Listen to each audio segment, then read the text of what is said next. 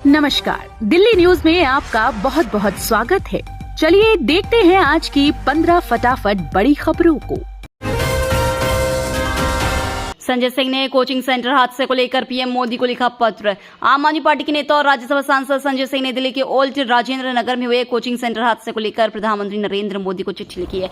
इस चिट्ठी में उन्होंने कोचिंग सेंटर के लिए कानून बनाने की अपील की। उन्होंने कहा कि कोचिंग माफिया सिर्फ कमाई में लगे हैं, इनके नाम पेपर लीक में भी आते रहे हैं। अब समय आ गया है कि इनके लिए कानून लाया जाए। उन्होंने पत्र में कहा, पिछले कुछ सालों से देश में पेपर लीक की घटनाएं लगातार बढ़ रही हैं। सरकारी तंत्र और कोचिंग माफियाओं की मिलीभगत ने देश में लाखों युवाओं के भविष्य को संकट में डाल दिया है। दिल्ली कोचिंग हादसे को लेकर भूख हड़ताल शुरू, 5 करोड़ का मुआवजा और अन्य मांगे। दिल्ली के राजेंद्र नगर में बेसमेंट में चल रहे कोचिंग सेंटर में पानी भरने से हुई 3 छात्रों की मौत के मामले को लेकर प्रदर्शन कर रहे छात्रों ने अब अनिश्चितकालीन भूख हड़ताल शुरू कर दी। राजेंद्र नगर में राव कोचिंग सेंटर में 3 छात्रों की मौत के मामले में कार्रवाई की मांग को लेकर मंगलवार को कोचिंग सेंटर के बाहर विरोध प्रदर्शन कर रहे सिविल सेवा की तैयारी कर रहे अभ्यर्थी अनिश्चितकालीन भूख हड़ताल पर चले गए। प्रदर्शनकारी छात्रों में से एक ने कहा कि 10 अभ्यर्थियों ने पीड़ित परिवारों को 5 करोड़ रुपए के मुआवजे सहित उनकी मुख्य मांगे पूरी होने तक उन्होंने अनिश्चितकालीन भूख हड़ताल शुरू कर दी है। दिल्ली कोचिंग हादसे से सबक, मध्य प्रदेश में भी शुरू हुई कार्रवाई, 13 संस्थान सील। दिल्ली के ओल्ड राजेंद्र नगर में एक कोचिंग सेंटर के बेसमेंट में हुए हादसे में 3 स्टूडेंट की मौत के बाद एमपी सरकार ने भी नियमों का पालन नहीं करने वाले कोचिंग सेंटरों पर कार्रवाई शुरू की है। भोपाल जिला प्रशासन ने मंगलवार को शहर में आईआईटी, जेईई और एनईटी की तैयारी कराने वाली एक कोचिंग अकादमी के बेसमेंट और दफ्तर को सील कर दिया। एसडीएम आशुतोष शर्मा ने बताया कि प्रशासन ने ऑरस अकादमी को सील कर दिया है। एसडीएम आशुतोष शर्मा ने कहा, निरीक्षण के दौरान पाया गया कि ऑरस अकादमी का एक बेसमेंट था। बेसमेंट में कक्षाएं संचालित की जा रही होंगी। ऐसा देखते हुए और किसी दुर्घटना से बचने के लिए संस्थान के कार्यालय को सील कर दिया गया है। डीसीडब्ल्यू कैसे काम कर रहा, कितने स्टाफ है, हाईकोर्ट ने दिल्ली सरकार से पूछा। दिल्ली हाईकोर्ट ने दिल्ली सरकार से पूछा है कि दिल्ली महिला आयोग में कर्मचारियों की संख्या कितनी है, डीसीडब्ल्यू का मौजूदा फ्रेमवर्क क्या है और महिला आयोग का स्ट्रक्चर क्या है। अदालत ने यह भी पूछा है कि महिला आयोग में आधिकारिक रूप से जो पद है उसका कैसे इस्तेमाल किया जा रहा है। दिल्ली हाईकोर्ट ने दिल्ली सरकार से पूछा है कि वो यह साफ साफ बताए कि महिला आयोग rape crisis cell, crisis intervention cell, anti human trafficking और पुनर्वास सेल, एसिड वॉच एंड पुनर्वास सेल, सहयोगिनी सेल और मोबाइल हेल्पलाइन पूरी तरह से ऑपरेशनल और प्रभावकारी है या नहीं। विकास दिव्य कीर्ति ने कोचिंग हादसे पर तोड़ी चुप्पी, देरी पर माफी भी मांगी। दिल्ली के ओल्ड राजेंद्र नगर स्थित कोचिंग सेंटर में 3 यूपीएससी स्टूडेंट की मौत की घटना पर विकास दिव्य कीर्ति ने पहली प्रतिक्रिया दी है। दृष्टि आईएएस नाम से कोचिंग सेंटर चलाने वाले विकास दिव्य कीर्ति की चुप्पी पर लगातार सवाल उठाए जा रहे थे।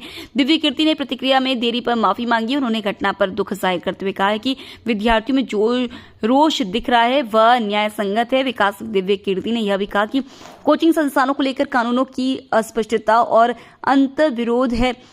उन्होंने केंद्र सरकार से मांग की कि कोचिंग संस्थानों के लिए स्पष्ट दिशा निर्देश बनाए जाए। दिव्य कीर्ति ने अपने संस्थान को लेकर भरोसा दिया कि विद्यार्थियों की सुरक्षा पर विशेष ध्यान देते हैं।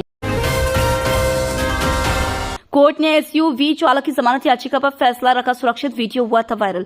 अदालत ने मंगलवार को एक एसयूवी चालक की जमानत याचिका पर अपना आदेश सुरक्षित रख लिया है, जिसे ओल्ड राजेंद्र नगर इलाके में एक कोचिंग सेंटर के बेसमेंट में पानी भर जाने के कारण सिविल सेवा के 3 अभ्यर्थियों की मौत के मामले में गिरफ्तार किया गया था।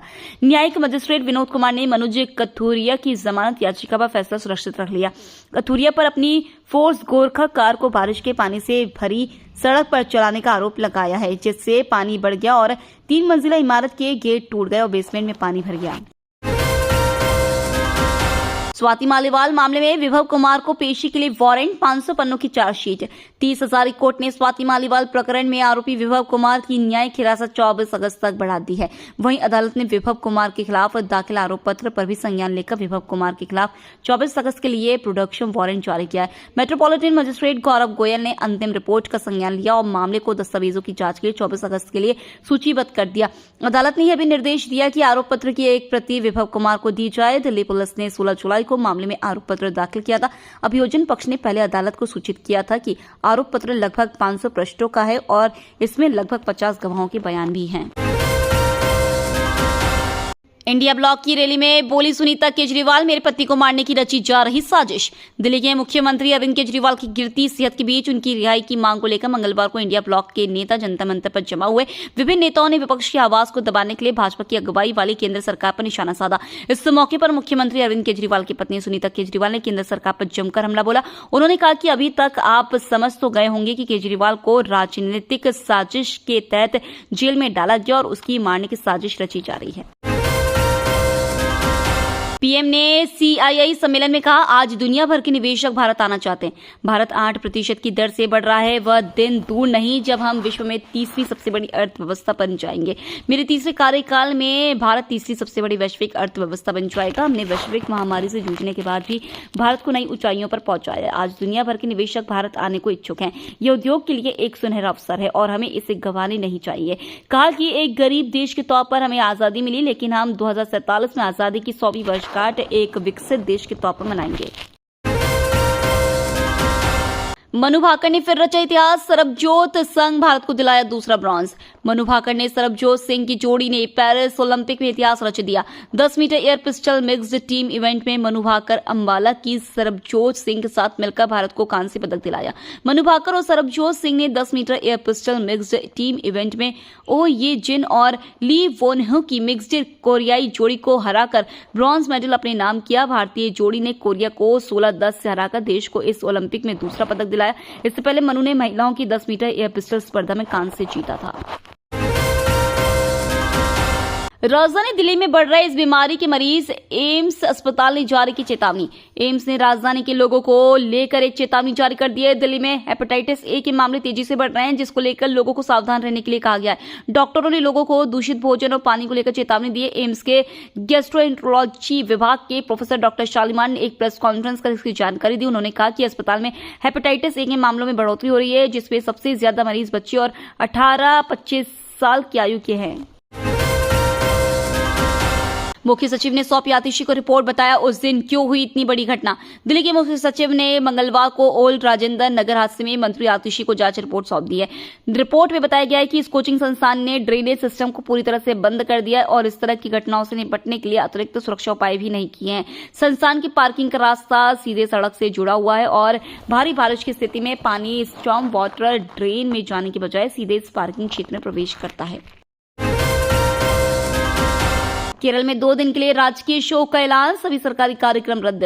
केरल वायनाड में हुए लैंडस्लाइड हादसे में भारी तबाही मची हुई है। इस हादसे में अब तक 119 लोगों की मौत हो गई है, जबकि 400 से ज्यादा लोग लापता हैं। इस बीच केरल सरकार ने 2 दिन के लिए राजकीय शोक की घोषणा की है। इस दौरान कोई भी सरकारी कार्यक्रम नहीं किए जाएंगे। 80 करोड़ लोगों को फ्री में अनाज दे रहे, हंगर इंडेक्स में पीछे कैसे। वित्त मंत्री निर्मला सीतारमण ने सदन में बजट पर चर्चा के दौरान ग्लोबल हंगर इंडेक्स की विश्वसनीयता पर भी सवाल उठाए। उन्होंने कहा, पाकिस्तान, सूडान जैसे देशों को भारत से आगे रैंकिंग कैसे मिल रहा है। अफ्रीकन देशों में पर कैपिटा इनकम आज भी कम है। पाकिस्तान में भी आटा की किल्लत है। भारत जैसे देश में हम 80 करोड़ लोगों के लिए मुफ्त अनाज दे रहे हैं, फिर कैसे ये विश्वसनीयता साबित करेंगे। शराब घोटाले में सीबीआई की चार्जशीट में केजरीवाल के अलावा 5 और नाम। दिल्ली की एक अदालत कथित आबकारी नीति घोटाले में मुख्यमंत्री अरविंद केजरीवाल के खिलाफ सीबीआई द्वारा दायर की गई चार्जशीट पर 12 अगस्त को सुनवाई करेगी। केजरीवाल के अलावा अन्य 5 आरोपियों के द्वारा दायर चार्जशीट पर भी सुनवाई होगी। सीबीआई ने शराब नीति घोटाले में अपनी फाइनल चार्जशीट दायर की है। सीबीआई से जुड़े सूत्रों के मुताबिक इसमें अरविंद केजरीवाल, आम आदमी पार्टी के नेता दुर्गेश पाठक, व्यापारी पी शरत चंद्र रेड्डी, विनोद चौहान, आशीष माथुर और अमित अरोड़ा का नाम है। तो ये थी आज की बड़ी खबरें। डेली खबरों से अपडेट रहने के लिए चैनल को सब्सक्राइब करना बिल्कुल न भूलें। धन्यवाद।